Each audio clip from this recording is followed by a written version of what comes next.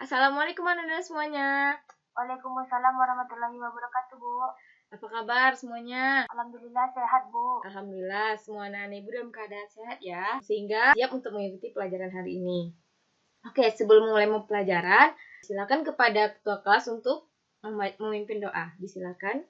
Baik, Bu. Marilah kita berdoa berdasarkan kepercayaan masing-masing. Berdoa mulai.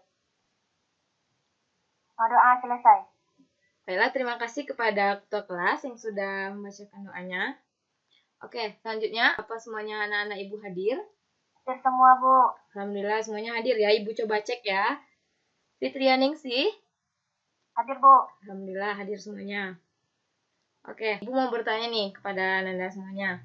Apakah Ananda pernah menyelam saat berlibur ke pulau atau ke pantai? Ya, saya pernah, Bu. Apa yang Anda rasakan saat menyelam? Telinga mendenging dan tubuh terasa tertimpa, Bu. Yap, benar sekali. Tubuh akan terasa tertimpa dan telinga akan terasa mendenging. Oke, minggu lalu kita sudah mempelajari mengenai tekanan zat padat. Apa saja yang Anda ketahui mengenai tekanan zat padat? Ya, silakan kepada Fitria. Bu, tekanan zat padat itu adalah jumlah gaya yang diberikan zat padat terhadap bidang sentuhnya, Bu. Yap, benar sekali. Contoh dari tekanan zat padat ini seperti ibu memotong daging. Yang benda padat yang disentuhnya itu yaitu daging dan benda padat yang menyentuhnya yaitu pisau. Oke, ibu akan share screen. Materi yang kita pelajari hari ini adalah mengenai definisi dari tekanan hidrostatis, rumusan dari tekanan hidrostatis, faktor-faktor yang mempengaruhi tekanan hidrostatis, dan juga yang terakhir yaitu penerapan tekanan hidrostatis dalam kehidupan sehari-hari. Tujuan pembelajaran kita hari ini adalah pertama, mampu mendefinisikan pengertian dari tekanan hidrostatis. Kedua, mampu mengetahui apa saja faktor yang mempengaruhi tekanan hidrostatis. Ketiga, mampu mengetahui persamaan dari tekanan hidrostatis. Dan yang keempat, mampu menerapkan tekanan hidrostatis dalam kehidupan sehari-hari.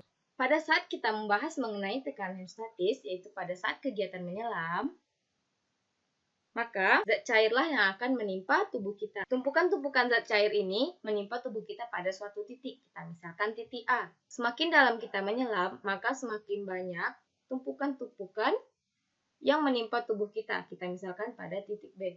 Lebih memahami materi ini, saksikan simulasi berikut.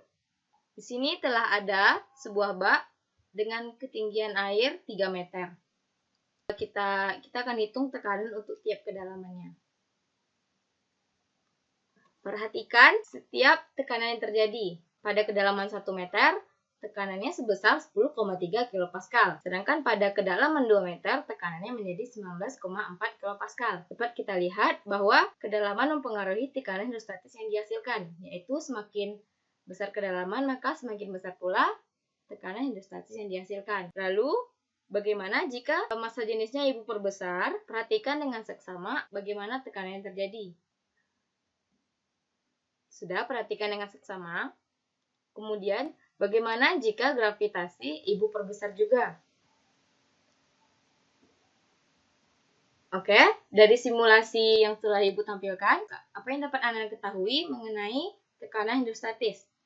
Dan apa saja faktor-faktor yang mempengaruhi tekanan hidrostatis?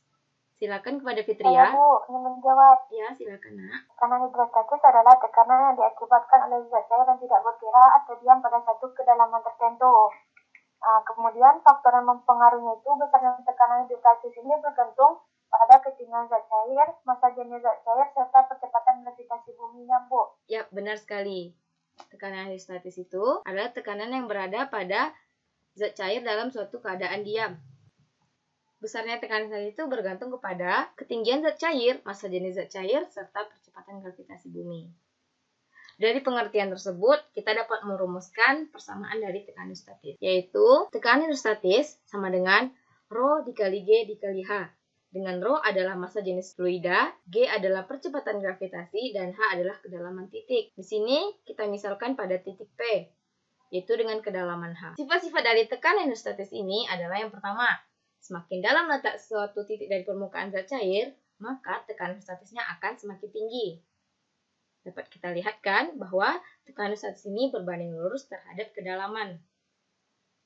Kemudian, yang kedua, tekanan zat cair ke segala arah adalah sama besar. Kemudian yang ketiga, tekanan statis ini tidak bergantung kepada wadah. Ini dapat kita lihat. Tekanan statis tidak bergantung pada wadah. Di sini wadahnya berbeda-beda ya. Dengan suatu titik yang sama, ketinggiannya dengan kedalamannya yang sama, maka tekanan untuk setiap titik ini adalah sama dengan fluida yang sama. Kemudian di sini, ini adalah contoh dari penerapan tekanan statis, yaitu bejana berhubungan. Di sini dapat kita lihat di titik A dan di titik B. Tekanan di titik A dan titik B itu bernilai sama, karena kedalaman yang ditempuhnya adalah sama. Maka dapat kita lihat yaitu P1 sama dengan P2. Itu rho A dikali G dikali HA. Rho A ini adalah massa jenis air. Kemudian rho M adalah massa jenis minyak. Dan HB adalah ketinggian minyak sampai ke titik B. Kemudian HA adalah ketinggian air sampai ke titik A. Maka gravitasinya dapat kita hilangkan dan jadilah rho A HA sama dengan rho M dikali HB. Oke, untuk mengetahui pemahaman Ananda mengenai pembelajaran yang telah Ibu sampaikan, kita akan mengadakan kuis. Soal yang pertama, yaitu penyelam menjelajahi lautan yang memiliki kedalaman 10 meter. Besar tekanan air yang dialami oleh penyelam tersebut jika diketahui massa jenis air 10 kg per meter pangkat 3 dan percepatan gravitasi sama dengan 9,8 meter per second adalah 9,8 meter per second kuadrat adalah.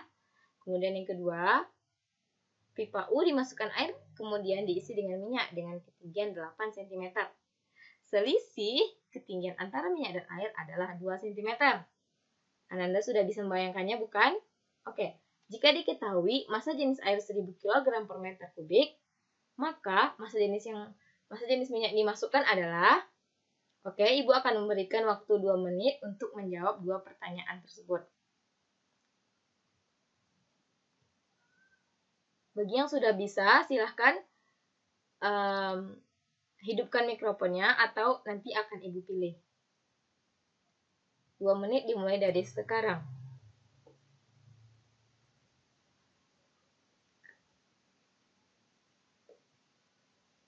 Oke, sudah ada anak Ibu yang udah tahu jawabannya?